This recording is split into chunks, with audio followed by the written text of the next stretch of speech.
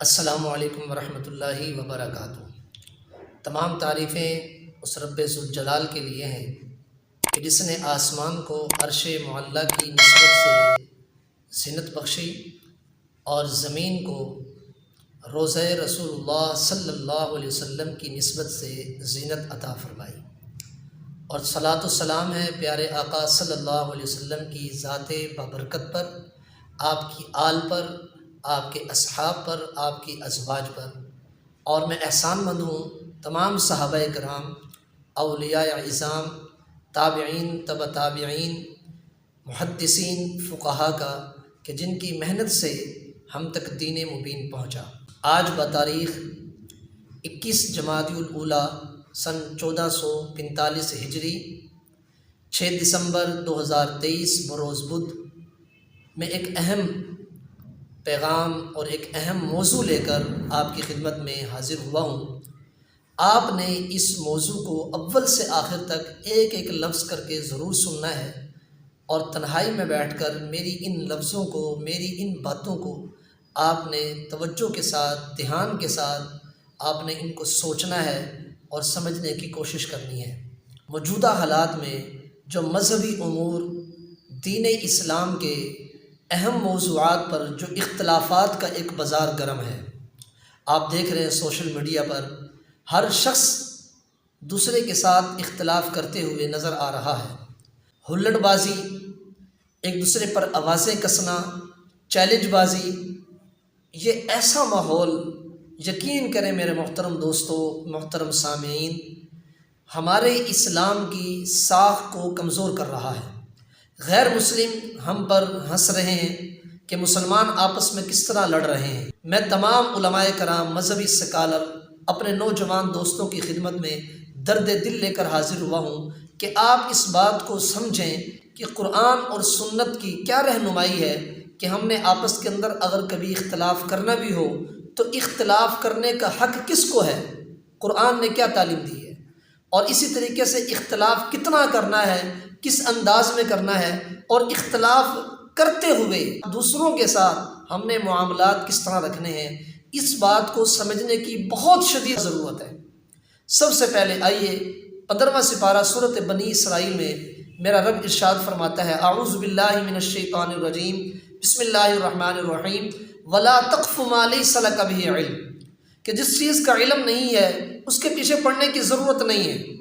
تو یہ آیت مبارکہ بتاتی ہے کہ اختلاف کرنے کا حق ہر ایک کو نہیں ہے، صاحب علم کو اختلاف کا حق ہے۔ چنانچہ خدا کی قسم اٹھا کے کہہ رہا ہوں کہ آپ صحابہ کی زندگی کا مطالعہ کریں کہ صحابہ کی زندگی میں ہر صحابی دوسرے سے اختلاف رائے رکھنے کا جو ہے اس کا طرز عمل یہ نہیں تھا،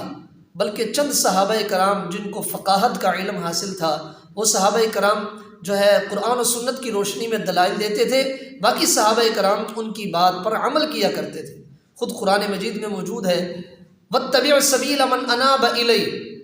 کہ اتباع کیجیے اس شخص کی جو آپ کو سیدھے راستے کی رہنمائی دے رہا ہے۔ اس طریقے سے 11ویں سپارے کے اندر موجود ہے، لولا نفر من كل فرقة منهم طائفة ليتفقهوا في الدين ولينذروا قومهم اذا رجعوا اليهم لعلهم يحذرون، کہ ایک قوم آپ کے علاقے میں سے، آپ کے قبیلے میں سے ایک قوم ایسی ہونی چاہیے جو علم حاصل کرنے کے لیے جائے، اور وہ جب علم حاصل کر کے آئے تو باقی لوگوں کو بتائے، باقی لوگ ان کی بات پر عمل کریں۔ تو اختلاف رائے کا حق ہر ایک کو نہیں ہے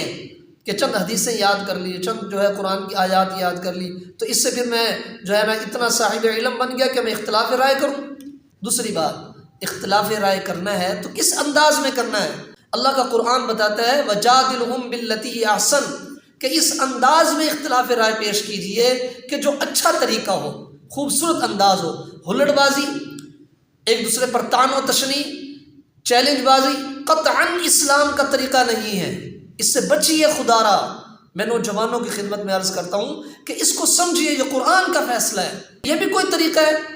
کہ فلاں بھی غلط تھا، فلاں مشرک تھا، فلاں یوں تھا، فلاں یوں تھا، ان کے بڑے یوں تھے، یہ قطعاً طریقہ درست نہیں ہے، یہ شریعت کے خلاف طریقہ ہے، یہ اسلام کو بدنام کرنے کی سازش ہے۔ اور تیسری بات جو اہم بات ہے کہ اختلاف رائے رکھتے ہوئے دوسرے کا احترام کرنا، دوسرے کی رائے کا احترام کرنا، دوسرے کی انسانیت کے ناطے سے اس کو دل میں جگہ دینا، یہ بھی اسلام کی تعلیمات ہیں کہ میں دوسرے کو اپنے دل کے اندر جگہ دوں، مسلمان کا احترام کروں، ادب سے اس کا جو ہے نام لوں۔ اور یہ چیزیں اس وقت موجودہ حالات میں انتہائی ضروری ہیں کہ ہم ان کو اپنی زندگی کے اندر اپنائیں۔ ہمارا جو اس وقت طرز عمل ہے اس کو قرآن و سنت کی روشنی میں تھوڑا سا آپ اس کو ذرا جانچیے گا، پرکھیے گا۔ میں آپ کی خدمت کے اندر قرآن مجید کی سورۃ فرقان آیت نمبر 73 پڑھنے لگا ہوں۔ والذین اذا ذکروا بآیات ربہم لم یخروا علیہا صما وعمیانا۔ عباد الرحمن کی اللہ نے شان یہ بیان کی ہے کہ جب ان کے سامنے قرآن کے دلائل پڑھے جائیں، آیات پڑھی جائیں، تو وہ اندھے اور بہرے ہو کر ان پر گر نہیں جاتے صرف لفظوں کو دیکھ کر، بلکہ اس کی تہ میں جاتے ہیں کہ اس کی حقیقت کیا ہے، اس پر میں نے عمل کس طرح کرنا ہے۔ آج ہمارا دوسرا طرز عمل یہ غلط ہو گیا کہ ہم سوشل میڈیا پر کوئی بھی حدیث سنتے ہیں، قرآن کی آیت سنتے ہیں، اس کو ہم سمجھتے نہیں ہیں، اور جو بیان کرنے والے اسکالرز ہیں وہ آدھی آدھی کاٹ کاٹ کر بیان کرتے ہیں، اور جو ہے اس کو گمراہ کرنے کی کوشش کرتے ہیں۔ وہ آدھی آدھی بیان کی، اسی کو صرف ہم سنتے ہیں اور اس پر عمل شروع کر دیتے ہیں۔ ہم نے اس پوری کو پڑھنا ہے، یہ آیت مبارکہ مکمل کیا ہے، اس کی تفسیر کیا ہے، اللہ کے نبی نے اس آیت کی تفسیر کیا بیان کی ہے، یہ حدیث مبارکہ اول سے آخر تک اس کو پڑھیے۔ اس کی جو ہے اس حدیث مبارکہ کی جو ہے پوری ڈیٹیل جب آپ معلوم کریں گے انشاءاللہ تعالی، میرا دل یہ کہہ رہا ہے کہ آپ انشاءاللہ اس دلدل سے نکل جائیں گے اور آپ کا رخ اور میرا رخ سیدھا ہو جائے گا۔ صحیح مسلم سیاستہ کی معتبر ترین کتاب ہے، اس کے مقدمے کے اندر امام محمد بن سیرین رحمۃ اللہ علیہ کا مقولہ موجود ہے، ان ھذا العلم دین فانظروا عمن تأخذون دینکم، کہ جو علم ہے قرآن کا، شریعت کا، حدیث کا، فقہ کا، یہ عین دین ہے۔ تو آپ لوگوں نے یہ دین جس سے سیکھنا ہے تو آپ نے سب سے پہلے دین سیکھنے سے پہلے یہ دیکھنا ہے کہ دین سکھانے والا کیا ہے، دین سکھانے والا کیسا ہے، آیا کہ اس کے اپنے نظریات، اس کے اپنے عقائد اور اس کی اپنی اعمال قرآن و سنت کے مطابق ہے یا نہیں ہے۔ تو یہ چیز بنیادی چیز ہے۔ یہ نہیں دیکھنا کہ یوٹیوب پر، فیس بک پر اور جناب واٹس ایپ پر کوئی بھی سکالر آئے، جو ہمارے ہاں یہ بات مشہور ہے نا کہ حق بات جہاں سے ملتی ہے قطعاً یہ بات غلط ہے، یہ اصول کے خلاف ہے، میں نے حوالہ دے دیا ہے، پھر نہ کہنا بتایا نہیں تھا کہ دین سیکھنے سے پہلے ضروری ہے دیکھا جائے کہ دین سکھانے والا کون ہے، تاکہ ہمیں صحیح بات کا علم ہو۔ اور اسی کے ساتھ سیاستہ میں سے ابن ماجہ کی حدیث نمبر 263 میں آپ کی خدمت میں پیش کرنے لگا ہوں۔ سیدنا جابر رضی اللہ تعالیٰ عنہ ارشاد فرماتے ہیں، آپ صلی اللہ علیہ وسلم نے ارشاد فرمایا، اذا لعن آخر هذه الامة اولها فمن كتمها حدیثا فقد كتم ما انزل اللہ،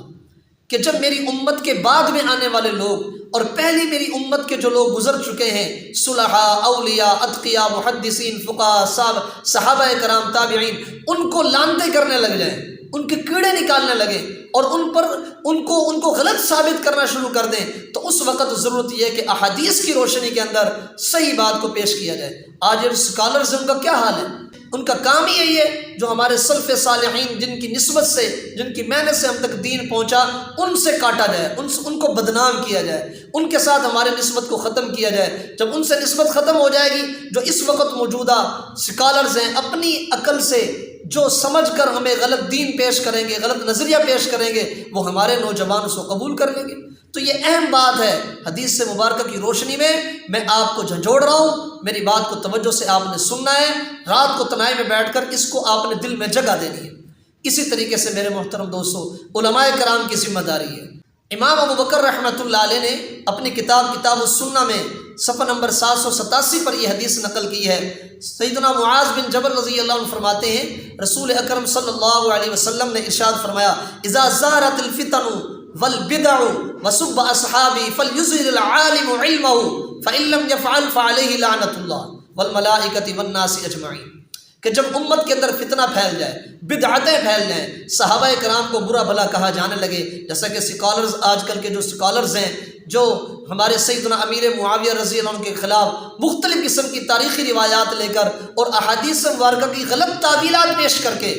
ان کی ذات پر، ان کی شخصیات پر جو کیچڑ اچھال رہے ہیں، جب یہ حالات پیش ہو جائیں تو علماء کی ذمہ داری یہ ہے کہ حق انداز میں، جو میں نے انداز پہلے آپ کو ذکر کیا، سچے انداز میں، درست انداز میں، حسن اخلاق کے انداز میں، یہ انداز نہ ہو کیچڑ اچھالا جائے یا ذات پر انگلی اٹھائی جائے۔ ہم نے ذات سے نفرت نہیں کرنی، ہم نے اعمال سے نفرت کرنی ہے۔ اچھے انداز میں دلائل کی روشنی کے اندر، علم کی روشنی میں امت کی رہنمائی کریں۔ اگر ایسا نہیں کریں گے، علماء پر اللہ کی لعنت ہوگی۔ یہ اللہ کے نبی صلی اللہ علیہ وسلم کا فرمان ہے۔